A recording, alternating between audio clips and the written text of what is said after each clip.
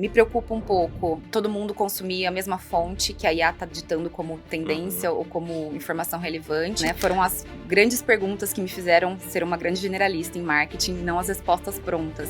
O mercado de tecnologia, ele se reinventa a todo momento, né? Então, trabalhar com tecnologia, quem trabalha com tecnologia sabe que o tempo todo a gente precisa... Antigamente você desaprendia, hoje você precisa reaprender. Desaprender e aprender novamente. No passado, não tão distante, a gente tá falando de 5, 10 anos atrás, o orçamento e as decisões eram muito centralizadas dentro de cada área. Então, o CTO, o CIO, ele tinha seu orçamento demandado e a decisão ficava ali. Cada vez mais eu sinto essa decisão pulverizada com vários influenciadores.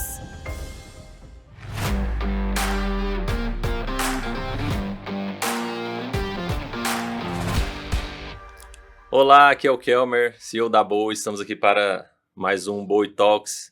Como sempre, eu sempre vou repetir, com boas pessoas aqui para compartilhar a vivência delas e trazer um pouco dos desafios, os cases e como está fazendo para promover crescimento aí nas suas empresas. E esse é o nosso propósito aqui no Boa Talks. Então hoje eu estou com a Daniele Sene.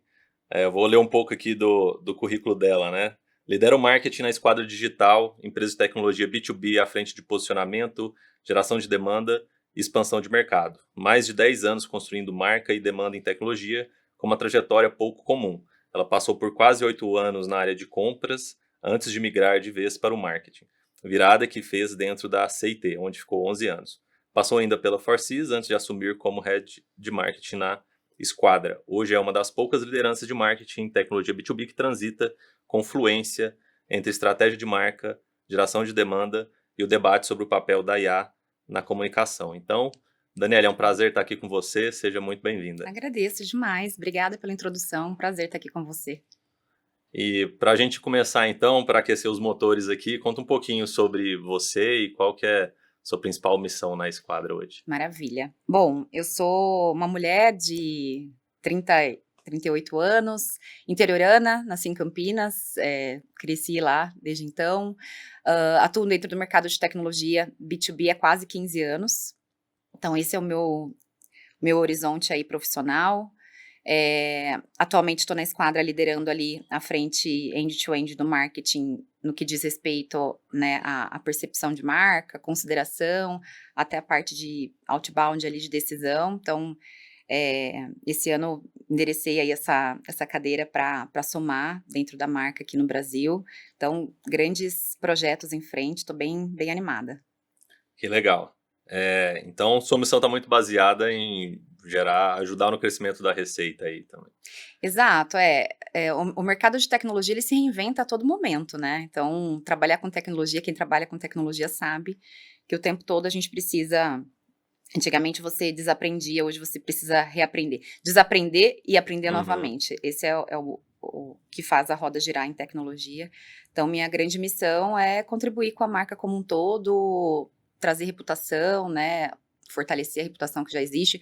É uma empresa que já tem quase 40 anos de mercado, né? É uma empresa bem consolidada aí. Então, o meu desafio é trazer ainda mais potência de valor aí para a marca. Legal, Dani. Como que foi essa história aí de sair da área de compras e entrar em marketing? Assim, eu estou muito curioso para entender como foi isso. E foi justamente a curiosidade, né?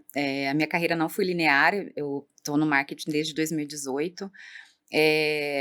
Me formei ali como administração, fiz uma capacitação em auditoria ISO, então era auditora, me envolvi em compras. O início da minha carreira foi na CIT, que é um grande player de tecnologia aí, global. Entrei como compras, já atendendo marketing em demandas relacionadas. Então, a curiosidade de entender o porquê que eu estava fazendo aquele tipo de atendimento, a criticidade, né? O porquê que eu estou negociando esse evento, qual que é o objetivo. Então, a curiosidade, eu tenho até um artigo que eu falo sobre isso, né? Foram as grandes perguntas que me fizeram ser uma grande generalista em marketing, não as respostas prontas. Porque foi sempre a minha curiosidade em saber o porquê que eu estava lidando com aquilo. E outra curiosidade muito grande é que, obviamente, toda grande empresa tem um processo dentro do compras a seguir. A dinâmica de cotações, de ser crítico, analítico, e o marketing específico, ele tinha um horizonte, obviamente, dentro de uma linha segura, mas de ter alguns sims e nãos de potencial ali de marca. Então, algumas decisões que faziam sentido para o negócio. E aquilo me despertava uma curiosidade, né? Por que eu não consigo atuar 100%? O marketing ainda tem um aval, obviamente, pela parte técnica que vinha do marketing, as decisões de negócio que pautava aquilo. Então, todo esse movimento me fez ter a feliz coincidência de ter uma oportunidade dentro da própria CT em migrar para o marketing em 2018. Comecei acompanhando eventos, né, que é muito do que eu já tinha de background, de saber acompanhar ali a evolução, depois a minha curiosidade de por que a gente está fazendo esse evento, qual que é o objetivo, fui abraçando outras frentes, e ali lidei com conteúdo, PR, até que terminei ali dentro dessa trilogia, dentro da CT, liderando toda a parte de reputação, marca. Essa foi minha grande virada aí para o Eu achei marketing. muito interessante. Você entrou no marketing com skill extra, né? Porque um dos objetivos, uma das nossas missões como marketing é entender como o outro lado compra. Então você já sabia disso. Exatamente, exatamente. Principalmente na jornada B2B hoje, né? A gente tem aí uma cadeia de até 9, 10 decisores dentro de uma decisão de compras. E, na maioria delas, o comprador, ele tá envolvido, né? Obviamente, a gente, quando fala de tecnologia B2B, a gente sempre mira a pessoa decisora de tecnologia, a pessoa que assina o Uhum. cheque. Mas aí a gente tem uma cadeia influenciadora gigantesca, o jurídico, e o comprador, ele tá muito envolvido nessa questão. Então, eu tive essa feliz oportunidade de estar do outro lado da mesa, entendendo como funciona quando a gente está falando de uma RFP, qual que é a decisão ali do compras relacionado à contratação de serviço, o que faz de fato, né, não só o valor envolvido, mas também a fluidez do processo. Então isso foi interessante, migrar desses lados das pontas para entender esse processo e até entender um pouquinho, né, hoje aí como marketing, como que a gente influencia e consegue também pautar essa narrativa para o comprador do outro lado. Uhum. Me veio uma pergunta agora, assim, quando a gente mapeia o comitê de compra, né, das contas, numa estratégia mais baseada em contas, é, às vezes há dúvida se a gente inclui ou não o comprador e o quanto que ele seria influenciável por alguma ação de marketing, tem toda uma questão de compliance em volta disso, né? Acho que você vai ser talvez a melhor pessoa que eu já sentei para conversar, para falar um pouco sobre isso. O quanto que, enquanto marketing, a gente consegue influenciar algo, não só os decisores, influenciadores tirando compras, a gente já, né, é o básico. A gente precisa falar com eles e, enfim, reforçar a marca com eles e para ser escolhido e ter um posicionamento bacana na cabeça dessas pessoas quando chegar no momento de decisão. Uhum. E o compras? Como dá para influenciar? Não dá? Ele tem que estar no meio desse comitê? Tem que direcionar algum tipo de conteúdo para ele? Depende muito da estrutura organizacional da empresa que você está captando ali, né? Cada empresa existe uma Uhum, estrutura. Eu arrisco dizer que no passado, não tão distante, a gente está falando de 5, 10 anos atrás, o orçamento e as decisões eram muito centralizadas dentro de cada área. Então, o CTO, o CIO, ele tinha seu orçamento demandado e a decisão ficava ali. Cada vez mais eu sinto essa decisão pulverizada com vários influenciadores. Acho que as uhum, responsabilidades têm sido divididas também, né? A gente está falando uhum, hoje de projetos e processos que, de novo, na nossa era, eles estão muito voláteis. Então, assim, quanto mais eu divido essa responsabilidade, mais eu consigo também tomar a melhor decisão. Então, hoje eu arrisco dizer que, obviamente, de novo, né, depende da estrutura organizacional, mas eu certamente incluiria o comprador dentro dessa, falando no caso da Esquadra ou de uma empresa que trabalha, que oferta tecnologia B2B, porque a gente está falando de um lead time, né, considerável uhum, ali entre, né, a consideração e a decisão, projetos muito personalizados, não passa por uma cadeia decisória. Então, uhum, acho que com certeza incluiria o comprador, sim. Ele, às vezes, isso muda, ele tá no início, né, ali quando abre o uhum, RFP, ele sim. lembra da empresa, ele dispara o RFP. A gente vai falar um pouco, queria falar um pouco sobre geração e captação de demanda, que isso muda quando a gente tá falando de Uhum, RFP. Outros não, outros realmente a decisão vem direto do diretor de tecnologia, da pessoa decisora, e o compras realmente ele entra mais com aval de os critérios estão ok, a fluidez ali do contrato tá certo, mas eu certamente sempre sou a defensora de ter conteúdos personalizados e derivados de acordo com o público. Assim como o CFO também está na decisão, uhum. quando ele está falando de orçamento. Então, dependendo do que eu estou ofertando, eu preciso fazer derivações diferentes ali. Cada vez mais eu tenho pessoas envolvidas nessa cadeia de decisão. Eu vi alguns estudos recentes que reforçam essa parte de que a cadeia de decisão é cada vez mais complexa. Já era complexa, né? Tá cada vez mais pessoas envolvidas, Cada vez mais. processos cada vez mais longos, É. pessoas com cada vez mais critérios para colocar ali na mesa, ou pedir case, pedir POC. E no meu entendimento vem muito de um período que a gente passou ali, que a Winning by Design chama de a era de ouro do SaaS, né? Que foi 2020, 2021, que, enfim, valuations altíssimos, o mercado estava muito, as empresas estavam muito capitalizadas, né? Muito Sim. investidas e tal. E depois teve uma queda muito grande ali, né? De 22 para cá. E eu acho que isso impacta muito, porque a tomada de decisão fica mais difícil, o nível de critério fica muito maior, né? Com certeza, com certeza. E nesses estudos também, além de citar sobre esse aumento da complexidade ali no processo, eles também começam a tratar como que a IA está começando a participar desse processo, né? Então, isso vai desde lá no início com uma pesquisa via IA dos melhores fornecedores para tal solução, quem que é mapeado, aí vem o novo AIO ou GO aí, e no processo de compras também, talvez uma visão que não chegou muito no Brasil ainda, mas que já está sendo muito tratada lá fora, que é a compra praticamente sendo feita, porque no futuro é máquina vendendo para máquina e elas Sim, negociando entre si, né? sim. Dando uma puxada aproveitando que a gente está falando sobre o processo de compras, você já vê isso na prática? A IA bem presente nessa etapa também? Olha, sim e não. Eu acho que depende da complexidade e do valor ali que a gente está falando dentro do serviço ou do produto ofertado. Eu vejo pessoas que são super a favor de ter máquinas otimizando esse processo e pessoas que ainda precisam da personalização de um humano. Me preocupa um pouco, todo mundo consumir a mesma fonte que a IA está ditando como tendência Uhum, ou como informação relevante. A gente tem visto alguns casos aí de mercado de marcas tendo muita similaridade em algum lançamento, porque eles consumiram o mesmo relatório de uhum, tendência. uhum. Eu acho que o senso crítico humano ele é muito Tem importante. a ver com as chuteiras da Copa, isso aí? Também, também. Todas as chuteiras da mesma cor de Porque é marcas isso, assim, diferentes. não foi uma descoberta UOL de todo mundo teve a mesma ideia. Todo Uhum, mundo pegou o mesmo conteúdo de tendência, consumiu o mesmo conteúdo e não teve o senso crítico de interpretar se aquilo fazia sentido ou não para o contexto da marca. Então, quando a gente fala de tomada de decisão por IA, para mim, ainda eu não vejo tão já o humano deixando de ter o senso crítico da análise por trás, sabe. Acho que aí, de novo, dependendo de algumas demandas e serviços, sim, mais simples, mas serviços complexos que impactam na operação do negócio, acho complexo uma pessoa decisora deixar simplesmente que a máquina faça o trabalho dela. Acho que ainda temos um caminho a percorrer, ainda um caminho longo.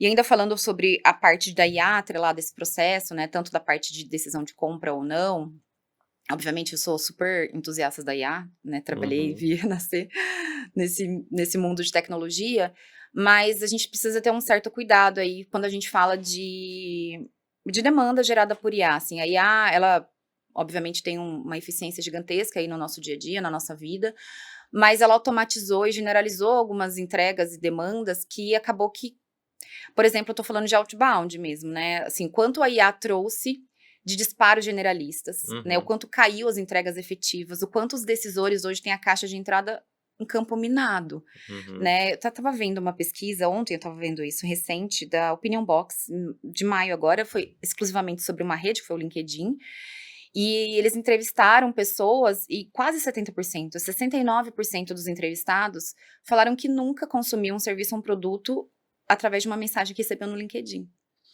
Então, assim, eu não acho que todas foram geradas por IA, obviamente não.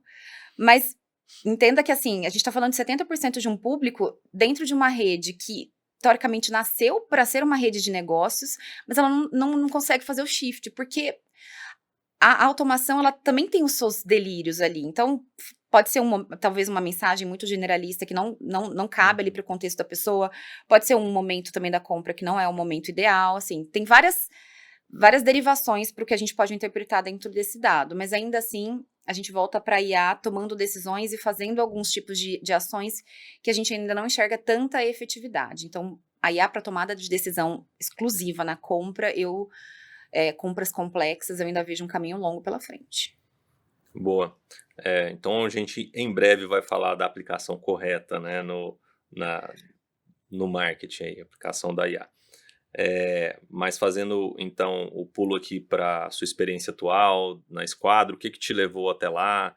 O que te atraiu? Como que está sendo suas principais missões hoje? Legal.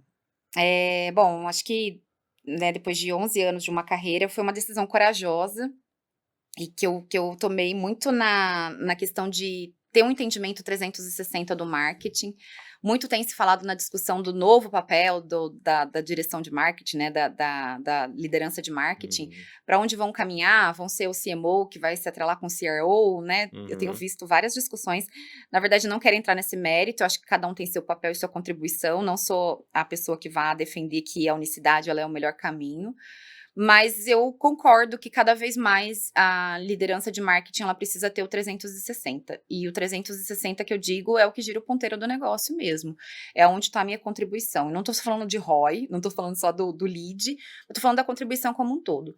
Então, essa transição que me fez, né, sair desses 11 anos e ir para novos horizontes foi conseguir ter esse espaço para navegar entre o entendimento da jornada como um todo, né, muito da minha expertise que eu já vinha construindo, de reputação, né, de conteúdo, de relacionamento, de evento, eu sou a maior defensora que reputação para mim, ela é totalmente atrelada à compra B2B, mas também ali na parte de decisão mesmo, de prospecção ativa, de muito contato com o comercial, olhar pipe, olhar o CRM, o que gerou, o que não gerou, então eu vim aprendendo muito, né, eu acho que ainda tem um caminho pela frente, acho que todo mundo tem, tudo tem mudado muito, então e eu tenho aprendido muito nesse processo, acho que a decisão foi isso, foi conseguir ter essa amplitude, esse olhar 360, inclusive para a parte de fundo de funil, sabe? Boa. Vamos entrar um pouco então como que é a estrutura de go-to-market da Esquadra. Me desenha um pouco como que funciona, se tem uma frente de trabalho mais baseada em contas, se tem outbound, se tem Uhum, performance inbound, uhum. conteúdo. Dá um retrato geral aí que aí eu vou começar a puxar alguns pontos aí Legal, dentro legal. disso.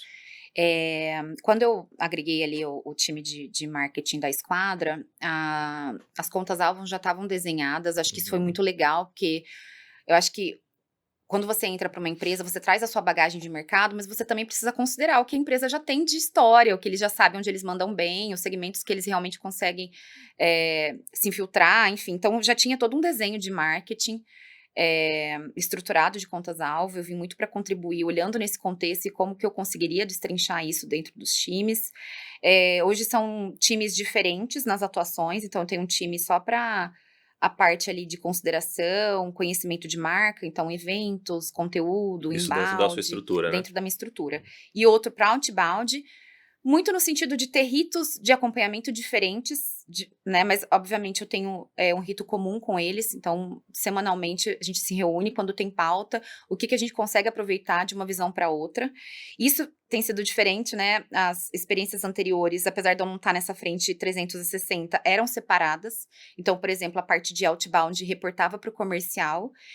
Não vou dizer que existe uma receita certa, eu acho que quando existe uma comunicação fluida entre marketing e comercial, funciona também, mas existe, né, precisa existir essa unicidade de ritos, de acompanhamentos, onde o marketing consiga contribuir para o contexto de out e vice-versa.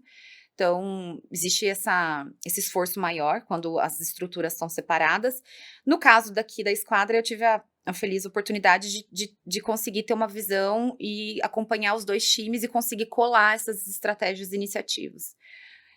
Então, obviamente, eu tenho o contexto todo e também tenho a felicidade de ter um comercial muito aderente ao marketing, que eu acho que também é uma coisa que facilita muito o trabalho, né? O quanto a gente consegue ter um comercial parceiro com ritos, né, frequentes de olhar pipe, de se somar, de onde o marketing consegue. O marketing é demandado. Acho Uhum. que isso é o grande valor das empresas, né? O quanto o comercial vê muito marketing como parceiro mesmo na jornada de prospecção e de fechamento de deal, então hoje a gente tem essa unicidade. Falando um pouquinho sobre o go-to-market ele funciona em parceria. Hoje a alta direção ela é muito próxima mesmo ao comercial. Então isso é legal, porque, de novo, né, vem toda a parte de história da empresa, então isso a gente consegue colher. Então é feito muito, muito em conjunto, assim, aonde vamos mirar, como vamos mirar, para quem vamos mirar, sabe?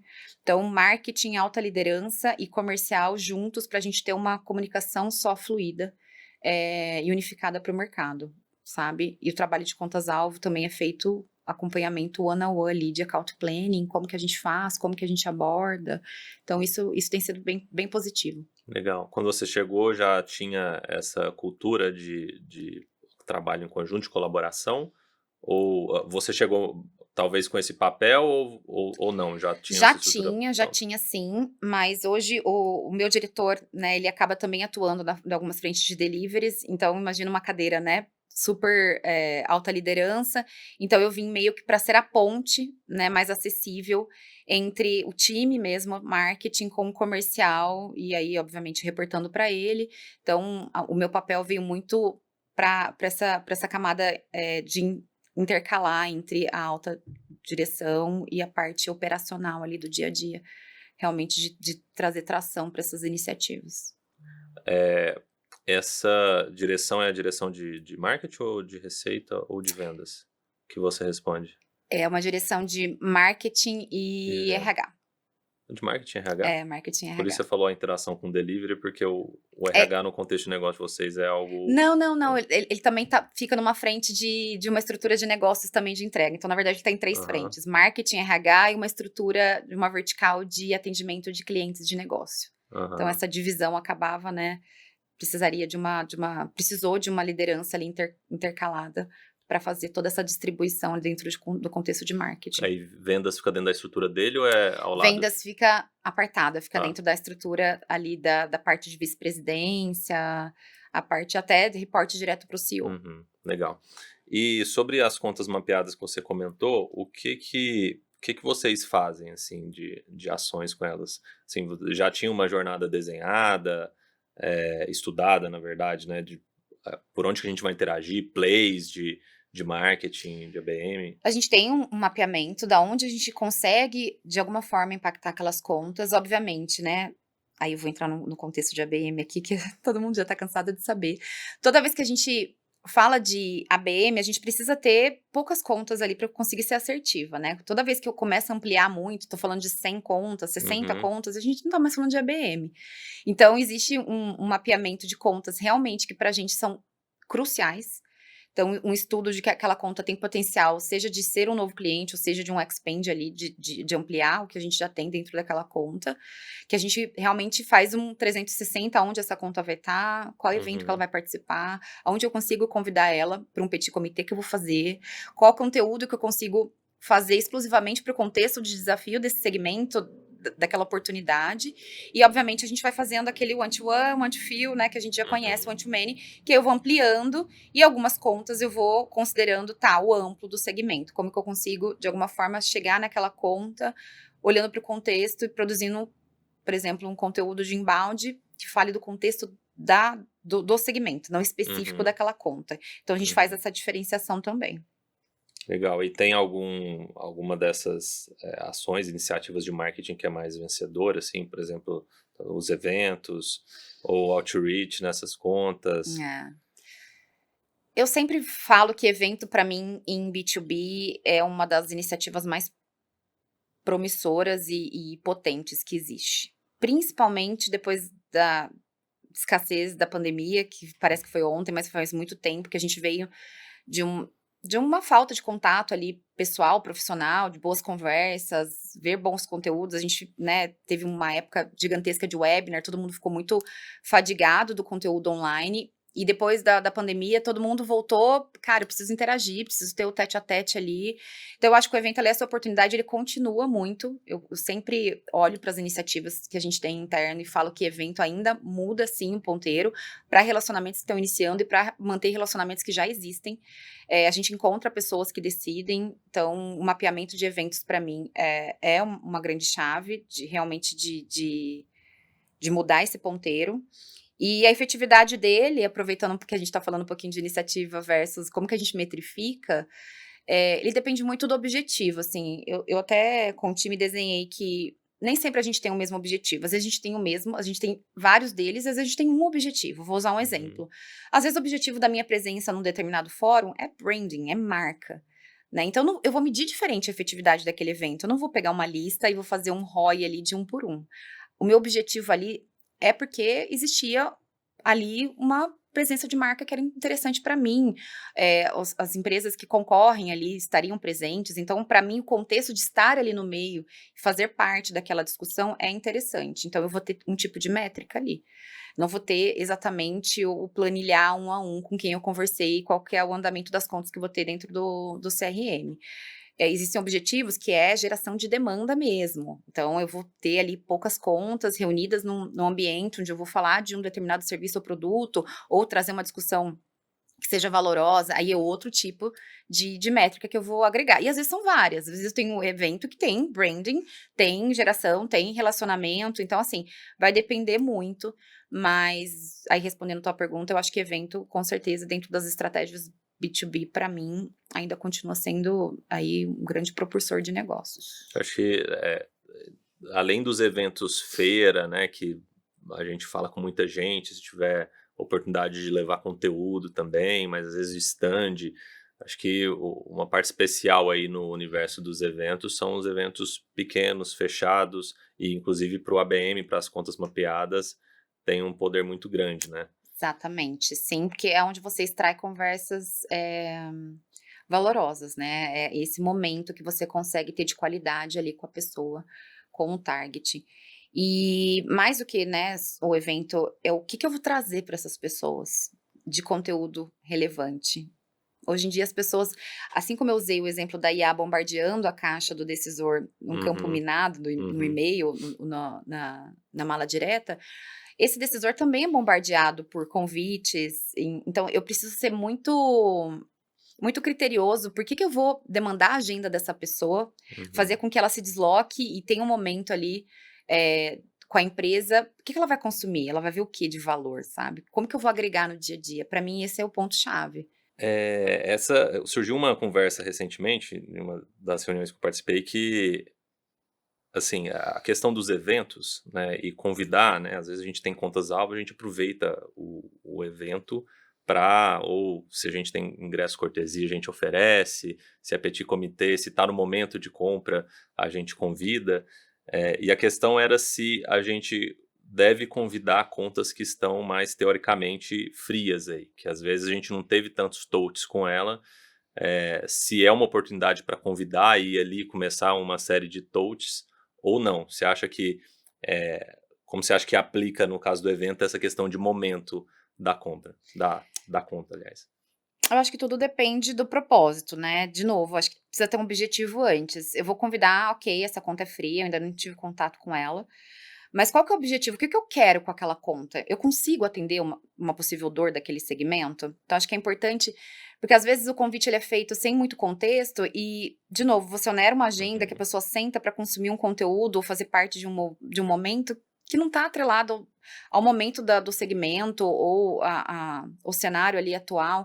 Então, eu acho que você muito mais repele do que você atrai. uhum, Então, acho que, para mim, é entendimento do mesmo uma conta fria, se eu posso agregar dentro daquele contexto, sabe.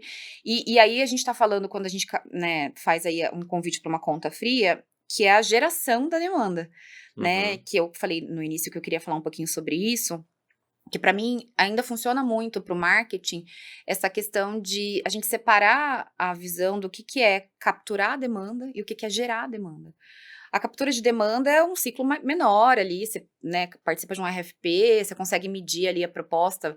Então, acaba que é diferente a metrificação que eu vou fazer para captura de uhum. demanda. Já existe a Já RFP, né, existe, então já já existe a existe, já existe o iniciativa, momento. né. Então, a geração da demanda é uma outra coisa, uma série de outros fatores. Então, às vezes eu consigo gerar a demanda, porque eu vou estar falando de uma dor que às vezes a conta nem sabe que existe e eu vou trazer essa percepção. Pode ser num evento para uma conta fria, pode ser por outra metrificação. Aí não vou falar mais de evento, pode ser um inbound de qualidade, pode ser Uhum. um tráfego direto que eu alcancei essa pessoa.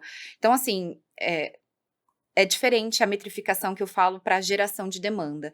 E para mim as coisas precisam ser separadas e medidas de forma separada, porque de novo, a gente está falando de ciclos mais curtos e ciclos mais longos e canais diferentes onde você consegue transitar entre uma coisa e outra. E quando você coloca tudo numa junção só, você acaba poluindo um pouco a métrica que você precisa olhar, e é onde a companhia às vezes tira o recurso da geração para proteger a da captação. Na verdade, né, acho que as duas coisas elas são diferentes e importantes, Uhum. né, dentro de cada importância ali. Então, para mim, essa essa parte de convidar contas frias em evento, ela vem muito do estudo da realidade daquela conta, versus essa questão de Uhum. oportunidade da geração da demanda e não da captação da demanda. Então ela pode até ser fria, mas se de alguma forma a gente entende que aquele evento pode ser relevante para ela, Com certeza, ela pode inclusive achar ótimo, porque pô, tava no momento com de, certeza, de ouvir mais sobre com isso. certeza. Legal.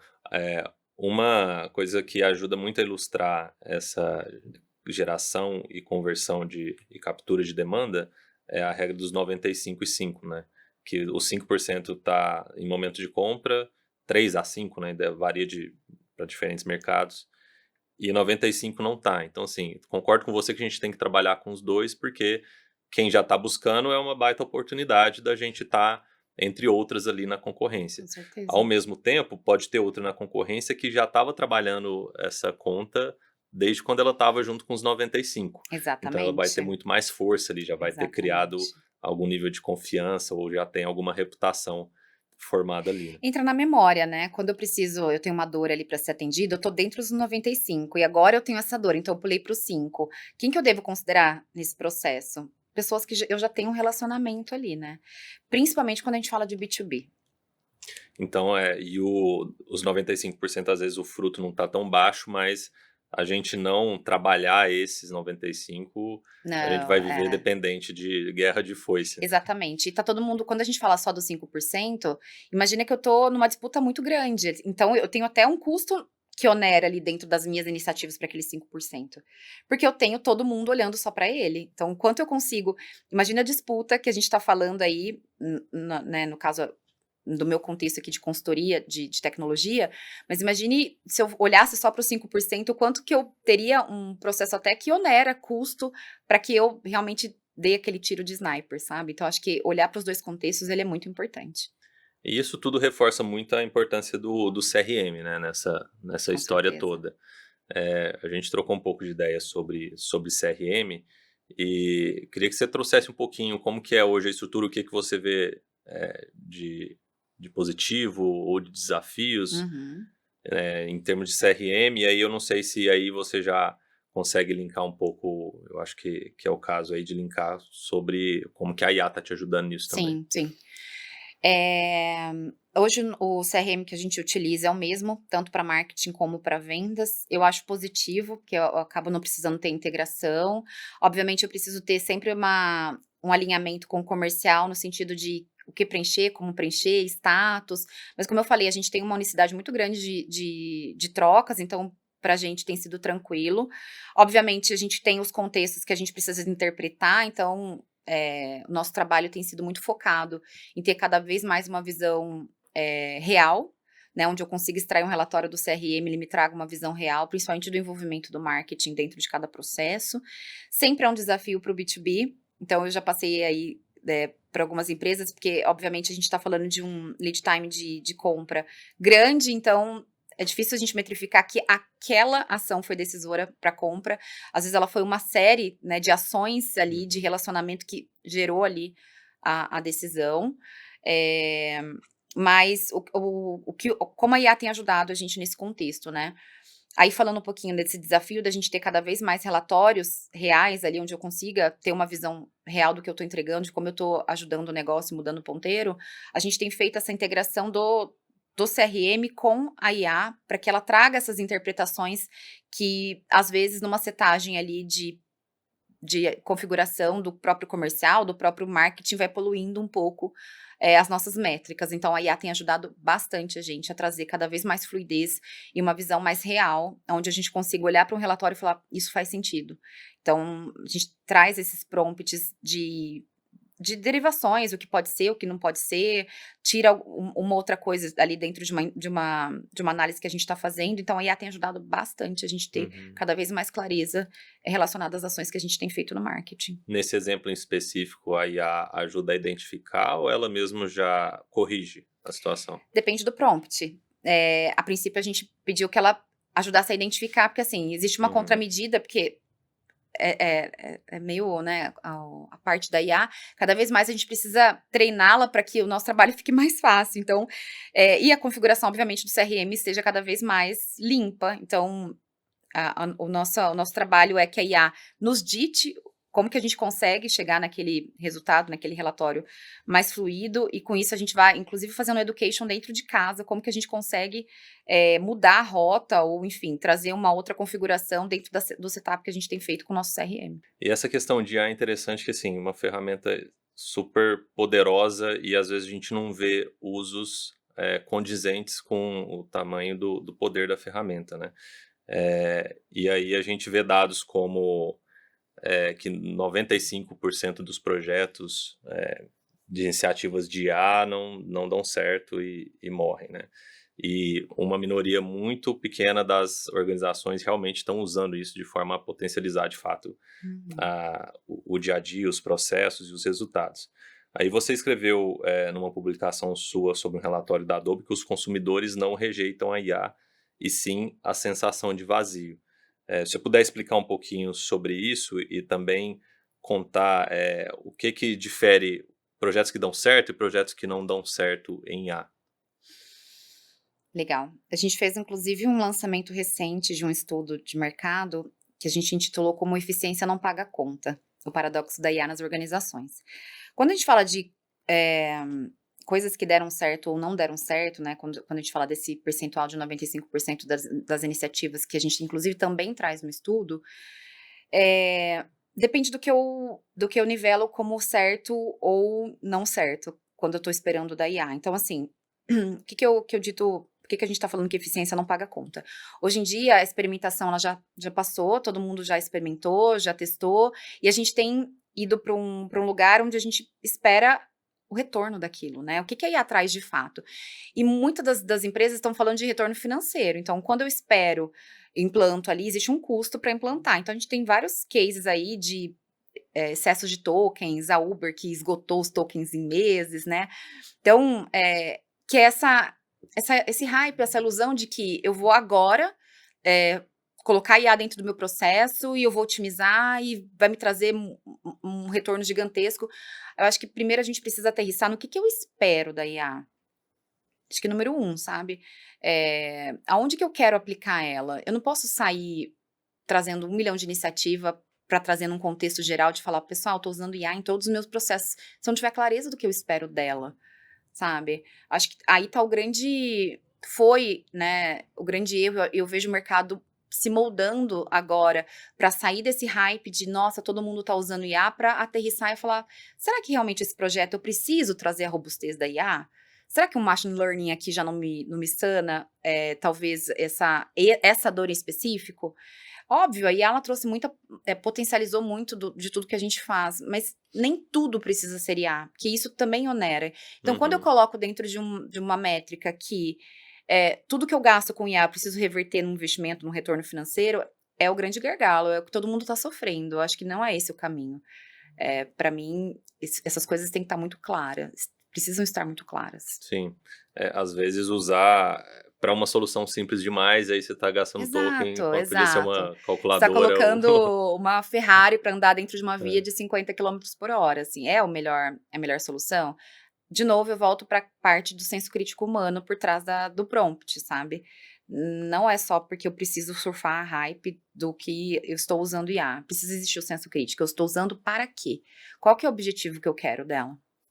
Legal. E falando sobre cases, você tem algum case aí para compartilhar com a gente sobre estratégia de crescimento, go-to-market, de preferência com IA aplicada? A gente tem trabalhado muito forte, tem alguns cases em andamento, não públicos, mas a gente já dissemina muito dentro de casa essa parte de uso de IA. dentro da Esquadra, existe um programa que chama Fluência, que semanalmente todo mundo se reúne para falar sobre as iniciativas internas de uso de IA. Inclusive, essa semana tem um encontro e o marketing vai levar, Legal. falando um pouquinho de como que a gente tem feito ali a implantação de IA no nosso dia a dia, falar um pouco da otimização dos relatórios que eu trouxe um pouco, como que a gente tem hoje uma visão mais clean do nosso CRM, dos resultados que a gente está impactando no negócio. Então, a gente é uma jornada muito perene, né, assim, de muito aprendizado, de testes, enfim. Mas a gente tem bastante incentivo interno de uso mesmo, e esses encontros semanais gera bastante troca mesmo de conhecimento, como que as áreas estão aplicando, como que, de alguma forma, isso pode ajudar no meu contexto. Isso tem sido bem, bem positivo. Você comentou algumas vezes sobre o outbound. No outbound vocês têm usado IA de alguma forma?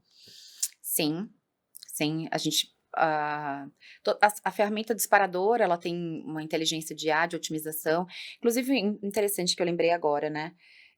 Recentemente a gente fez uma campanha de outbound e a gente percebeu um nível de entrega um pouco menor do que realmente a gente gostaria de eficácia. E a própria plataforma ela entrega uma solução de IA de otimização dessa política de entrega. Então, na nossa ferramenta disparadora tem interfaces de IA.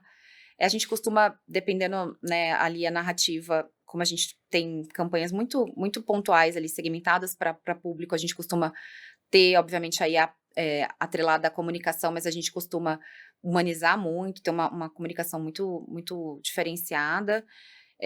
Mas, de novo, o nosso disparo tem IA para otimização de entrega, as análises tem IA também que a gente faz para outbound, então a IA ela se integra no processo, sim.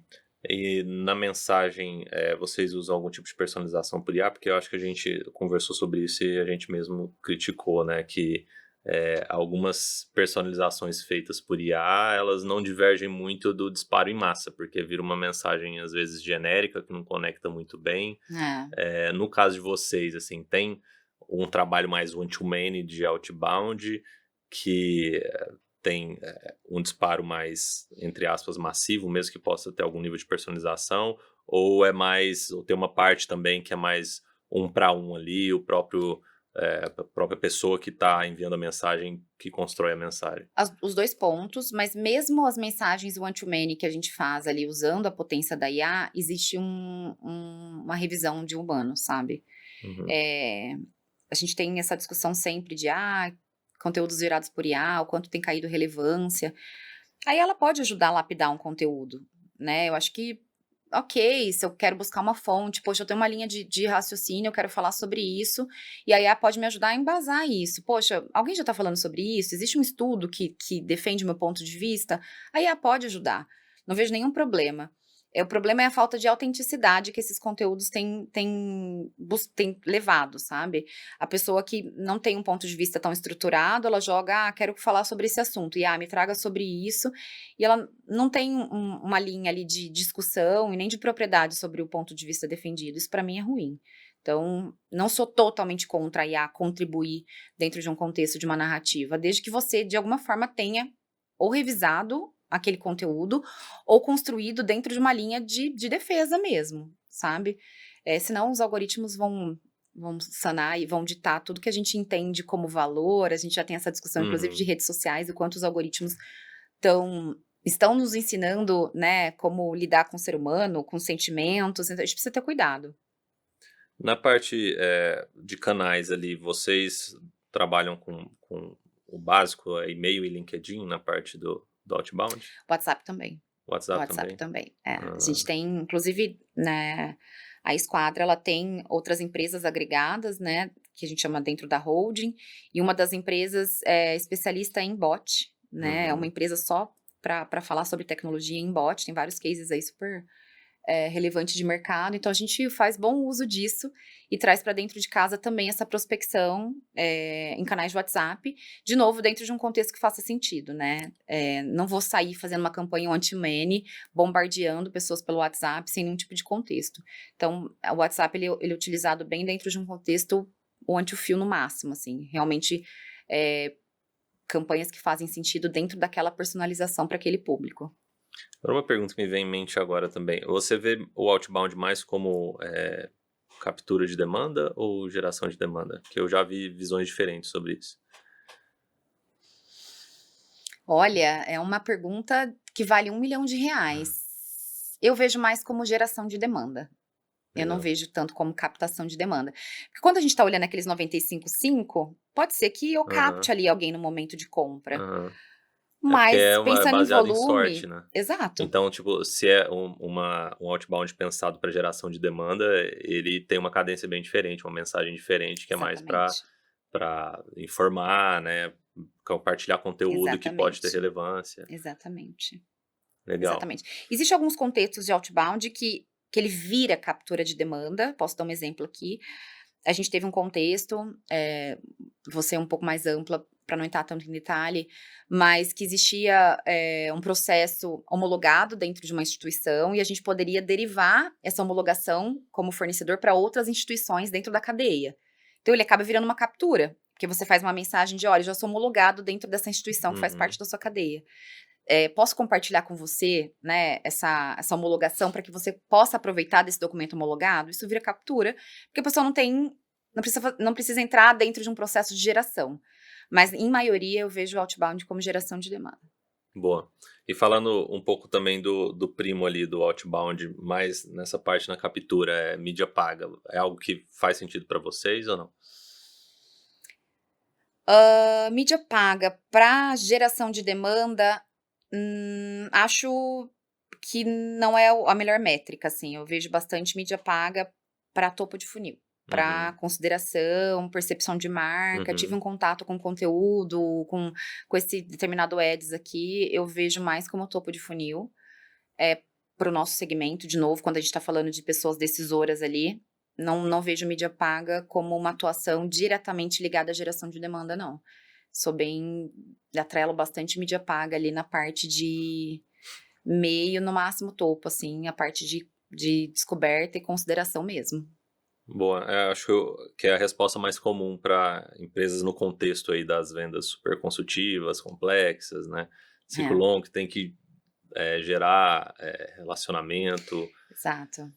A mídia paga, ela vem muito mais pra gente chegar em lugares e participar de discussões interessantes do que a geração de demanda, de fato uma conversão no formulário, enfim, acontece sim, mas eu sou muito mais do mídia paga ali, do inbound e pra Gerar awareness, consideração, né? awareness, Sim, exato. sim, legal. Porque até se torna muito necessário também para apoiar, inclusive, o outbound, né? Quando Com for certeza, mandar a pessoa do outro lado que está recebendo uma mensagem da esquadra ter pelo menos visto a esquadra em algum lugar. com Então, fazendo uma certeza. mídia paga ali de LinkedIn para awareness para contas nomeadas, a gente sabe, inclusive, quantas vezes alguém de tal empresa interagiu, Com certeza. visualizou esse anúncio. Já existe contexto.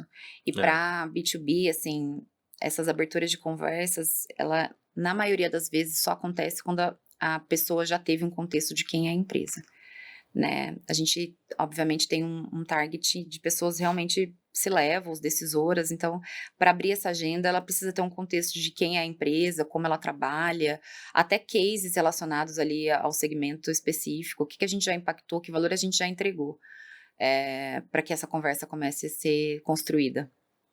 Boa. Vou aproveitar o nosso tempo aqui para emendar num assunto que a gente comentou que poderia ou não puxar, mas falando um pouco de times de marketing, né? O seu time, um pouco de gestão de time mesmo. Talentos, eu acho que é um desafio em todas as áreas, né? No marketing, né, não seria diferente. Eu acho que se torna um pouco mais desafiador quando a gente fala de talentos de marketing com contexto forte em B2B e vendas complexas. É um desafio para vocês também ou não? E eu também ia perguntar se a atração desses talentos você acredita que é algo mais relacionado à força da marca ou a salários ou a outros critérios? Legal.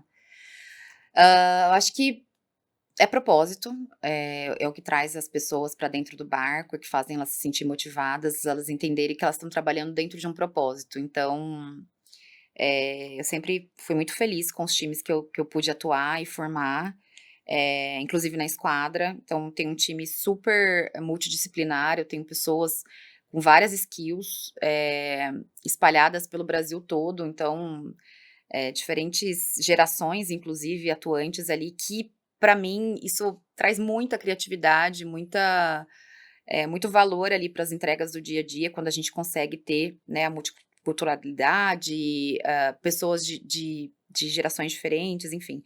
Então, para mim, hoje o principal, ponto ali de motivação de time, de atração de talento, é mais do que só, salário, é mais o trabalhar dentro de um propósito, é você trazer o propósito dentro da então fazer as pessoas serem, pertencentes àquele resultado.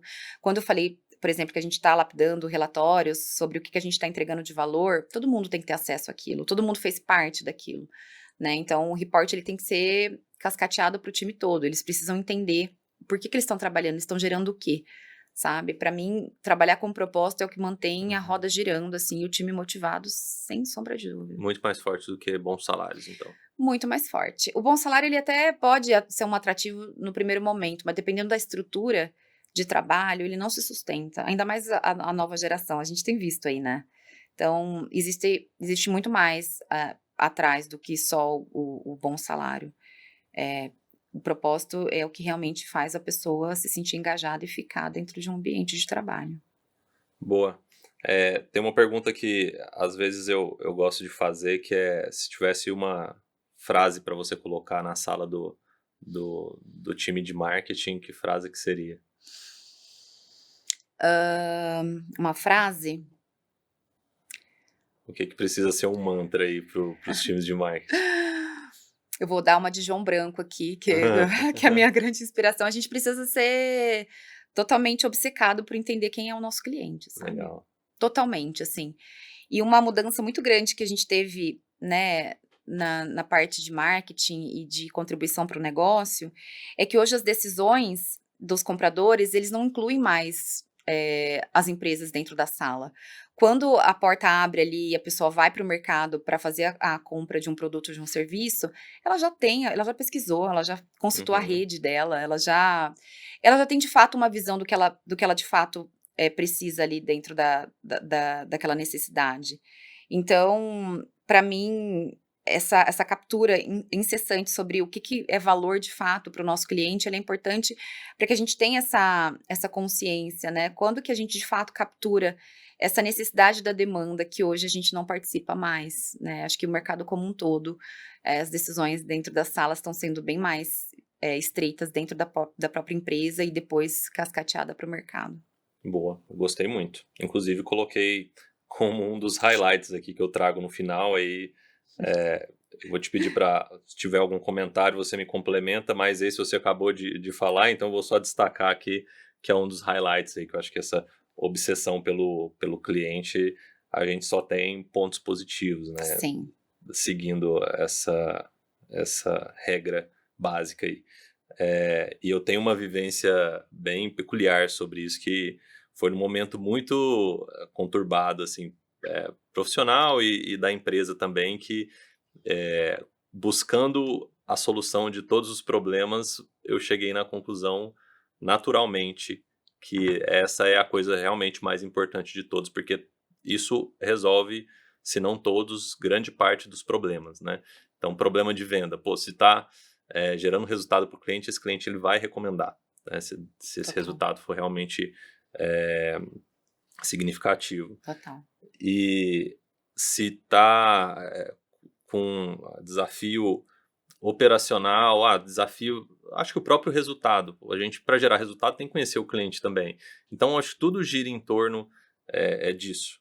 Então esse é o comentário que eu tenho a fazer, e eu achei muito curioso a forma, porque a gente ouve isso, você falou João Branco, pô, então ele fala isso talvez em toda palestra, eu já assisti algumas, e não entrou tão forte na minha mente, eu não entendi a relevância que isso tem, tanto quanto ter vivido um período conturbado, que foi alguns anos atrás, e ter entendido que talvez o que estava faltando naquele momento era isso. Exatamente. Então, daí para frente, muita coisa mudou. E aí isso começa a, de fato, drivar decisões, né? Às vezes é uma decisão que parece ser interna, que vai impactar só a Bowie, por exemplo, mas que quando eu lembro disso, desse aprendizado, eu falo, não, isso apesar de parecer que vai impactar a Bowie, isso tem um impacto no cliente, então esse caminho aqui é melhor porque impacta mais positivamente o cliente. Exato. E você forma uma rede, né, de influência ali dentro do seu negócio.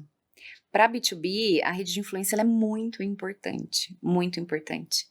Eh, Nunca vi um dado ainda de mercado, aí tá uma provocação, de isso tenha esse retrato de qual que é a porcentagem quando a gente está falando de efetividade de negócio, quando a gente fala de influência, né, ou seja, foi influenciado totalmente, foi uma obviamente dentro de cada contexto tem, eu consigo tirar uma fotografia, por exemplo, da esquadra de quanto de fato já gravou em negócio que foram, né, ali empresas recomendadas, mas falando de mercado, quanto do B2B a gente está falando, que é uma decisão de compra quando a gente está falando de influência, de rede influenciadora, ou seja, um foi falando para o outro, que foi falando para o outro.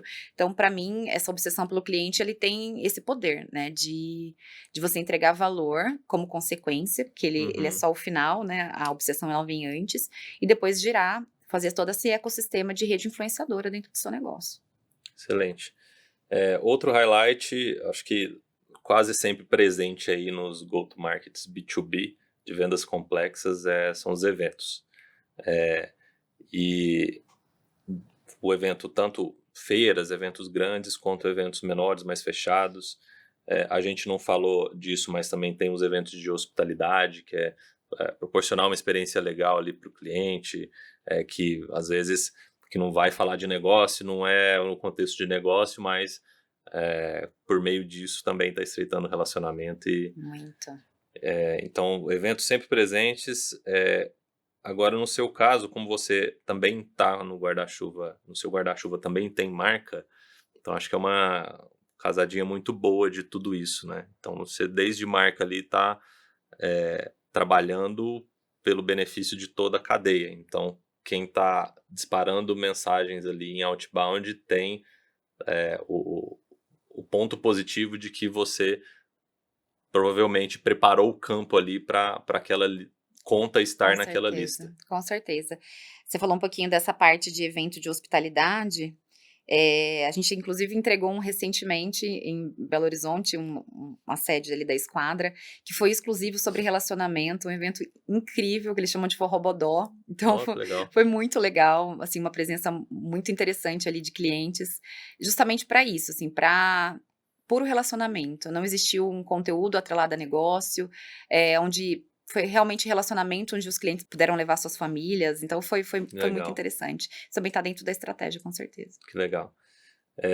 O terceiro highlight, eu vou dar até um contexto antes. A gente tem uma reunião mais tarde, e nessa reunião eu vou levar um conteúdo que eu preparei, né? Que eu faço a curadoria dos temas levados para essa reunião. E o tema é de um acrônimo aí que surgiu novo da Forrester no último evento de final de março, abril, se não me engano. Acho que é abril, bem recente, que é o B2B Summit deles lá, Uhum. lá nos Estados Unidos. E eles trouxeram mais um aí, que é o ARC. A de aumentado, R de resiliente e C de colaborativo. E aí o highlight é porque você mencionou que existe muito desse colaborativo no cenário, no contexto aí de vocês, da esquadra. E é incrível a gente falar disso até hoje como se fosse uma dica, né? Como se fosse sendo que é falado há décadas dentro no universo de marketing e vendas. Só que mesmo assim eles colocaram isso ali nesse acrônimo e não foi à toa, né? Então se colocou é É, porque ainda é algo necessário de ser falado e de ser reforçado. Então isso em algo que veio no contexto muito por conta da IA. Então, pô, a gente está falando de IA, tá super avançado, legal, mas se a gente está falando de IA num contexto que não tem colaboração entre times, e aí não só marketing e vendas nesse caso, mas CS e time de produto também, a coisa não vai para frente. Então, para vencer, eles chamaram de singularidade do go-to-market. Go-to-market singular, singularidade do go-to-market, singularity. Bom, então, nesse momento, estamos falando disso ainda, não é à toa, e que bom que vocês estão, e é um highlight por isso também, que bom que vocês estão bem nesse quesito aí. Isso tem que ser muito defendido pela alta liderança, assim, da empresa, essa colaboração, sabe? Menos sobre até onde vai o meu contexto, aonde começa o seu, daqui para frente é você. Isso tem que ser totalmente endossado pela alta liderança, assim. As iniciativas elas precisam caminhar juntas, sabe? Todo mundo defende o mesmo resultado. Não existe até onde vai o meu lado, até onde vai o seu. Eu fiz um painel esse ano que tinha uma pergunta muito curiosa de um dos telespectadores. Eles falaram: você quer saber se o marketing e vendas eles não conflitam? Você não pergunta num NPS, você pergunta no happy hour. Uhum. Se eles realmente colaboram uns com os outros. E é verdade, assim. Uhum. Realmente, de novo, para mim, é uma das grandes chaves de sucesso nesse ponto aí de gerar valor para o negócio as áreas que se colaboram entre si.